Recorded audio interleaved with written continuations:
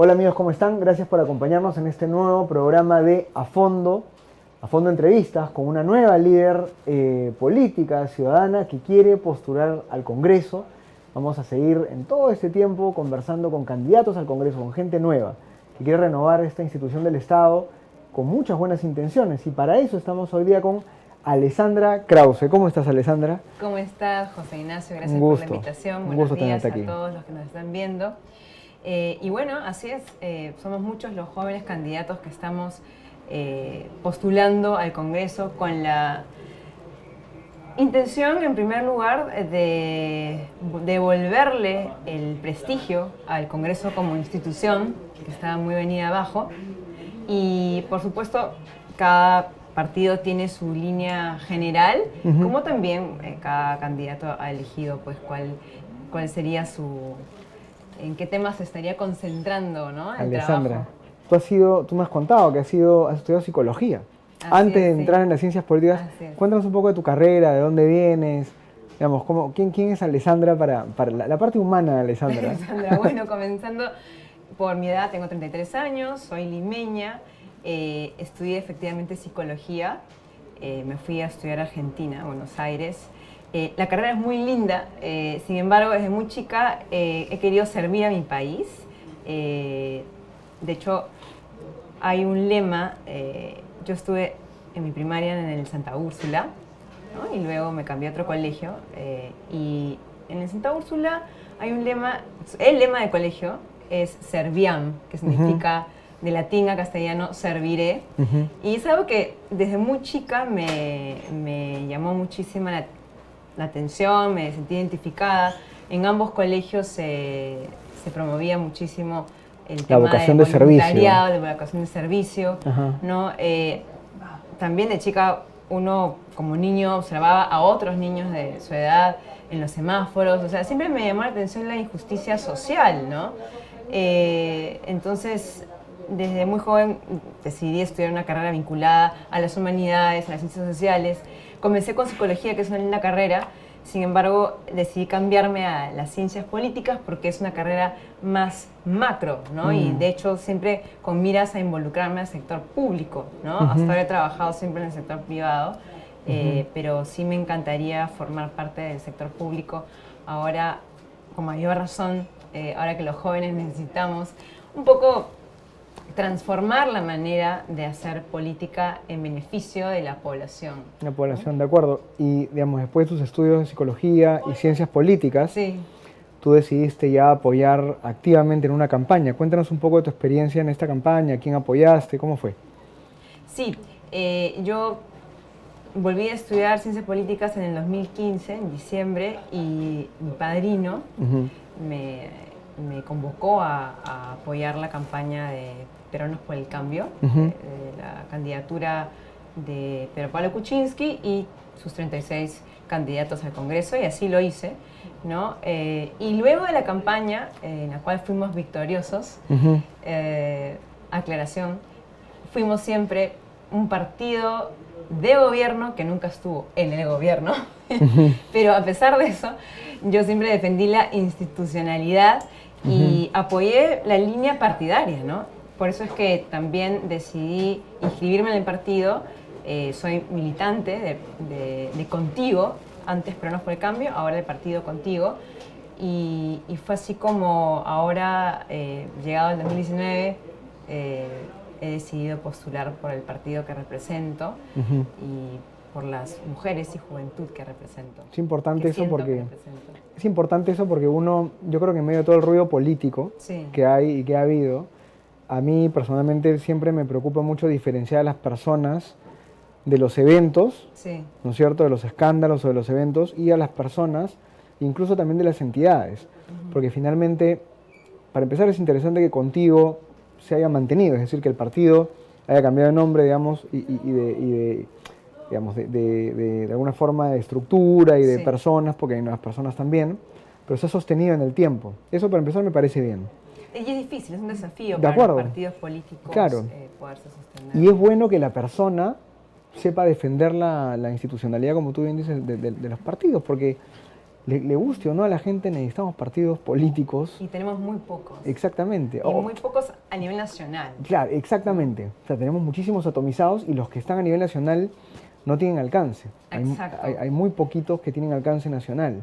Lo que pasa es que es difícil hacer lo que tú dices, ¿no? De mantener la vigencia, la vitalidad de un partido político cuando no se está en elecciones. ¿No? De acuerdo. Es complicado poder recabar fondos para mantener mínimamente al personal administrativo de una organización política y más aún capacitaciones para tus militantes. O sea, ¿cómo sostienes la vitalidad, la vida de un partido político si no es con fondos, ¿no? Por eso yo celebro que finalmente en 2016, haciéndose ya efectiva esa ley en el 2017, los partidos con representación en el Parlamento, en el Congreso, finalmente tengan fondos públicos para poderse sostener en el tiempo, ¿no?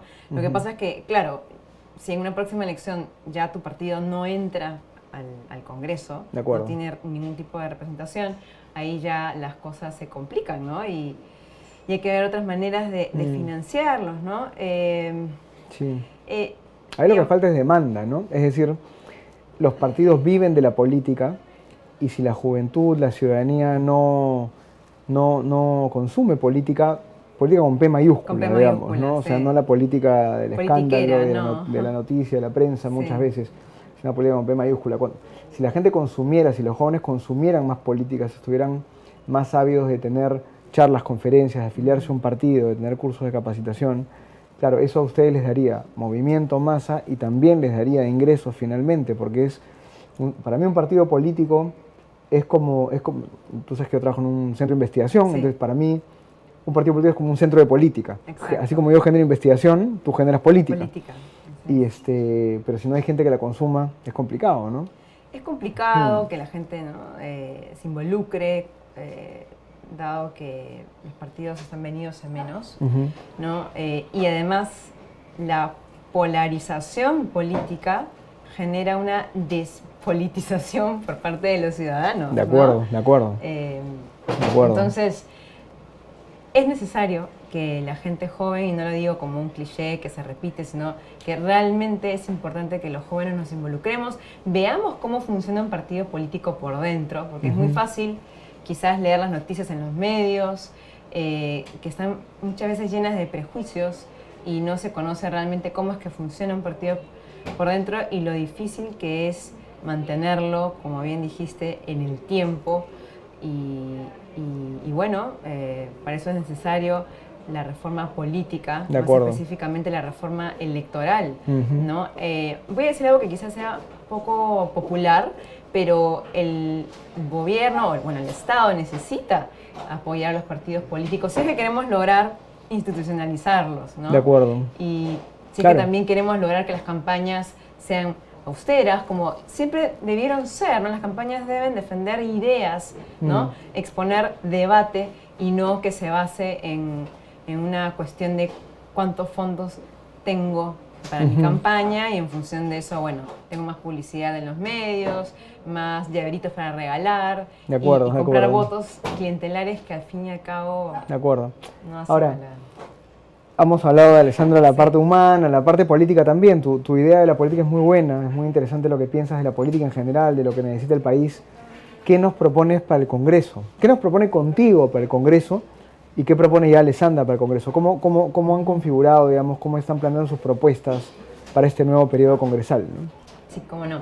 Mira, el Partido Contigo está comprometido con trabajar para que el país avance, ¿no? Y en ese sentido, todos los sectores son transversales al desarrollo del Perú, ¿no? O sea, vivienda, salud, educación, formalización laboral, el Estado de Derecho, la democracia.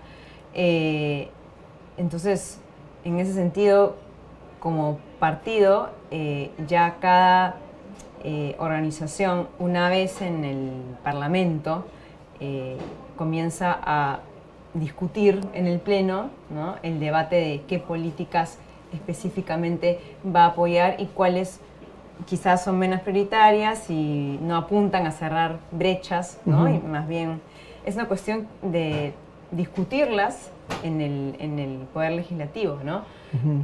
Así es que también por ese lado va a depender mucho de quienes conformen el Congreso, porque necesitamos gente que finalmente pueda generar no solamente consensos, sino criterio político para evaluar qué políticas realmente le van a cambiar la vida a los peruanos y cuáles quizás pueden dejarse para el 2021 ya con un nuevo Congreso, ¿no? Lo que se tiene que aprobar ahora en el 2020 y parte del 2021 son las leyes pendientes de aprobación más urgentes y, por supuesto, desmantelar, desempolvar las leyes que están ahí pendientes de discutir en el Pleno y que han sido postergadas, ¿no? Por ejemplo, está esta ley que declara de interés nacional y de necesidad pública la erradicación, disminución y prevención de la anemia y de la desnutrición infantil.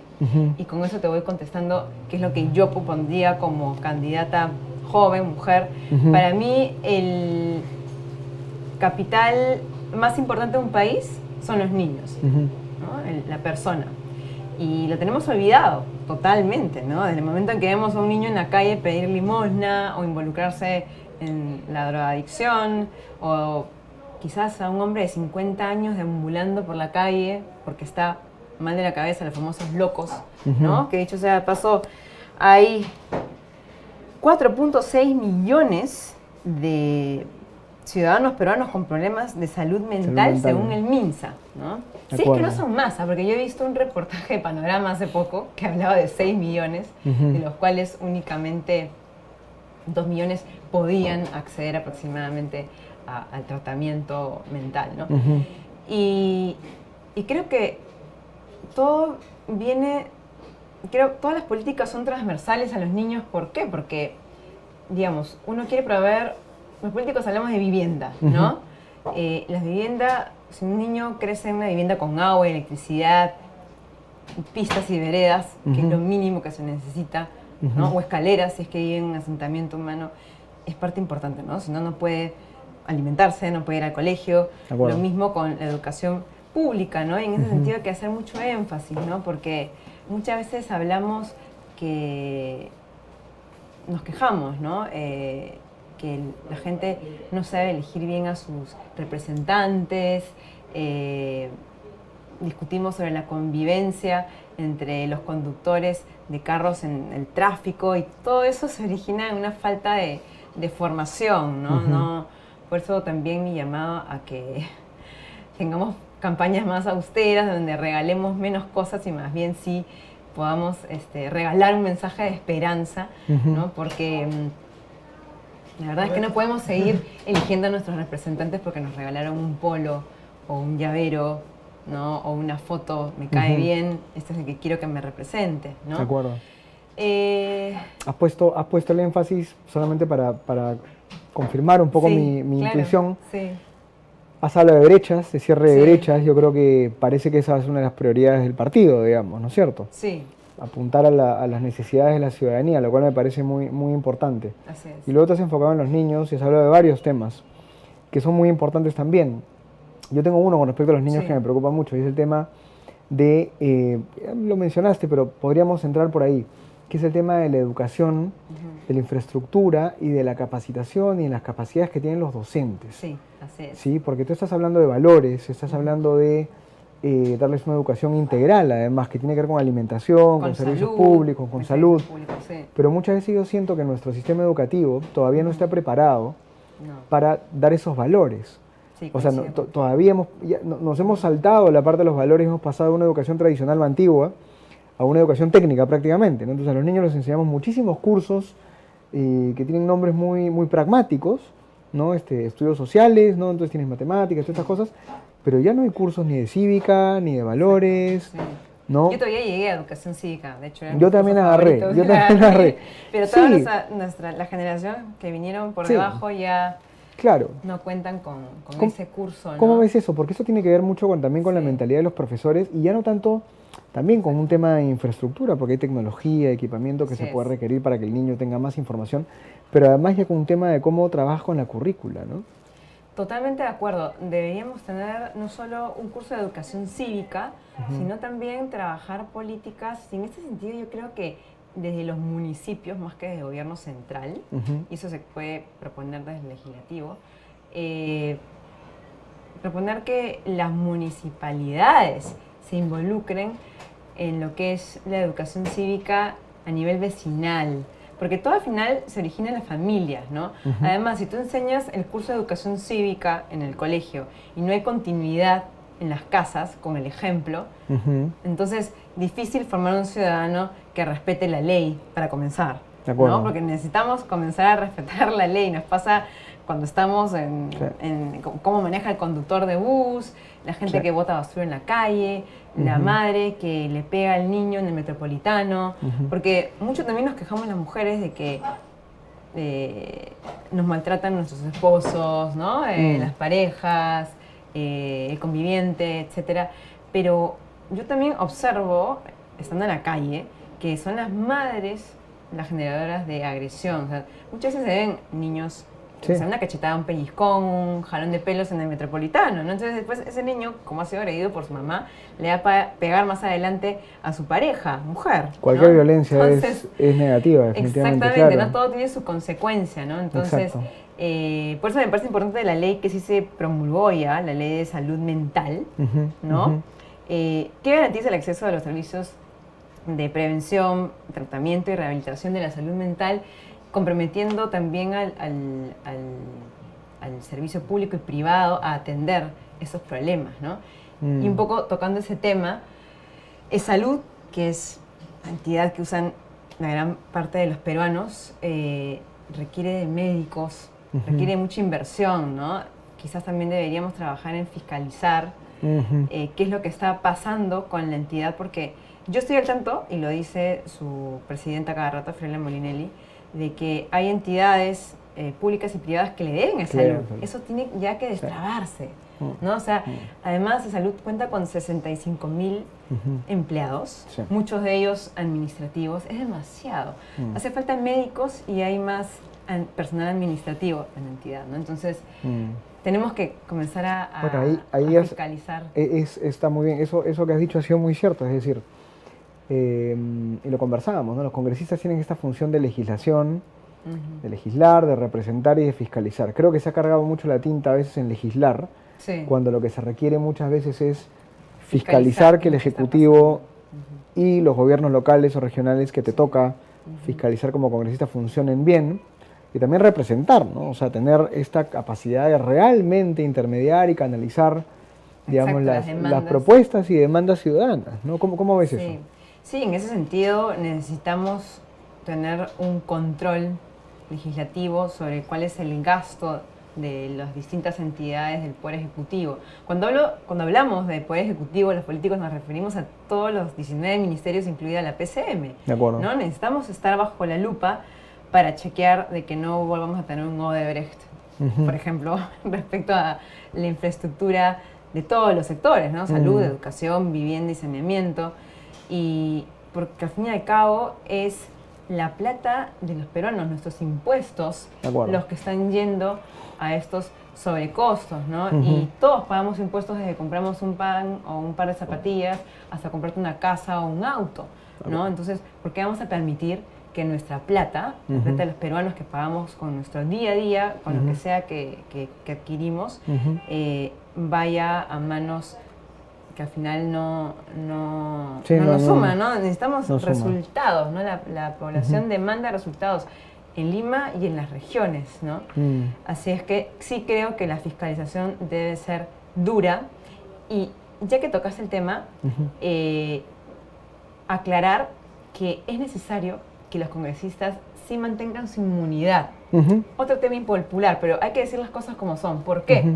Porque si yo voy a cumplir una función de control sobre el Poder Ejecutivo o sobre un gobernador regional, no quiero que luego ese funcionario, en venganza o por represalia, se vuelva contra mí. De acuerdo. Porque eso sucede, es parte de lo que viven los legisladores hoy en día, ¿no? Y tienen que sacar de su peculio para poderse defender ante el ejercicio de sus funciones. Sí, gracias a Kuczynski, los funcionarios del Poder Ejecutivo, o sea, los ministerios y gobiernos regionales, sí cuentan con apoyo para poder respaldar su defensa legal ante acusaciones que tienen que ver con sus funciones, ¿no? Claro. Pero los legisladores no, por ejemplo. Has tocado un tema muy interesante. Mira, cada vez hay más voces que balancean este discurso. Yo creo que fue más un apasionamiento, ¿no? Y una coyuntura en la cual los extremos siempre ganan. Sí, exacto. Con un Congreso evidentemente muy cuestionable por varios flancos. Entonces, claro, era muy fácil vender la inmunidad y legitimarla en los casos concretos, ¿no? Exacto, sí. Pero hay dos niveles ahí, tú creo que lo estás planteando bien. Una cosa es la inmunidad para poder votar y por lo tanto tu función pública esté protegida por las cosas que haces. Exacto. Y otra cosa ya es la inmunidad frente a procesos que no tienen que ver con tu función pública, ¿no? Has tocado un tema interesantísimo, porque gran parte de los juicios que encaran los congresistas, que tengo entendido, han sido en este periodo 128, te puedes imaginar, pero de los cuales únicamente 8, o sea, menos de 10, tienen que ver con el ejercicio de la función pública. Es decir, 8 tenían que ver con el ejercicio de la función pública que no ha sido cumplida. De acuerdo. ¿no? Pero otros 118 juicios tienen que ver con accionar, con hechos de los congresistas ya como individuos. ¿no? Que no eran funcionarios aún del Congreso, no eran funcionarios públicos. Entonces ya son dos cosas distintas, que a veces es difícil para el ciudadano distinguir. Exacto. Entonces, en ese caso, lo que se debe promover, creo yo, es que una vez que se conoce que hubo delito, ¿no? Primero, que antes... Eso también es responsabilidad de los partidos políticos, ¿ah? Claro. Chequear ventanilla única, no puede ser pues que candidatos, ¿no? Con un prontuario. Sí, la ventanilla única es una muy buena herramienta, pero es como el primer filtro. El primer filtro, exactamente. ¿no? Pero digamos que si tú estás ya en tu calidad de congresista electo y comienzan a llegar denuncias, bueno, el desafuero, ¿no? Sí, bueno, para eso van a tener muchísimo tiempo para debatir. Para conversar estas cosas y definitivamente para llegar a conclusiones, espero, balanceadas y políticas. Hemos hablado de muchas cosas. Has hablado de educación, de infancia, de los niños, de salud, has hablado de inmunidad, has hablado del rol fiscalizador de los congresistas. Cierra un poco, digamos, tu propuesta. ¿Cómo te ves tú en el Congreso? ¿Qué es lo que el ciudadano va a poder recibir de ti? ¿Por qué deberíamos votar por Alessandra Krause con el número 20 en 20 Contigo? De la excelencia, caracho. Es un peso, es una responsabilidad enorme, la verdad. De acuerdo. Yo creo que los electores deben considerar, al margen de que soy joven, ¿no? Y no tengo ningún tipo de anticucho, como se dice criollamente, soy una persona que realmente quiere trabajar con transparencia, por eso la importancia de la fiscalización, no perder tiempo, sino más bien lo que urge, aprobarlo, por más que uno no lo haya creado. No se trata de crear leyes con nombre propio, sino realmente sacar adelante las leyes que le cambien el día a día a los peruanos, en especial a los limeños, que son los que yo represento, pero por supuesto que una vez en el Congreso uno tiene representación nacional, ¿no? De acuerdo. Tiene alcance nacional. Y voy a luchar por la fiscalización y por la legislación con transparencia, ¿sí? Sin corrupción, porque tengo la claridad de que todo esto se paga mediante plata de los peruanos, así es que en ese sentido hay que tomar las cosas con mucha responsabilidad. No es mi plata, es la de todos los ciudadanos.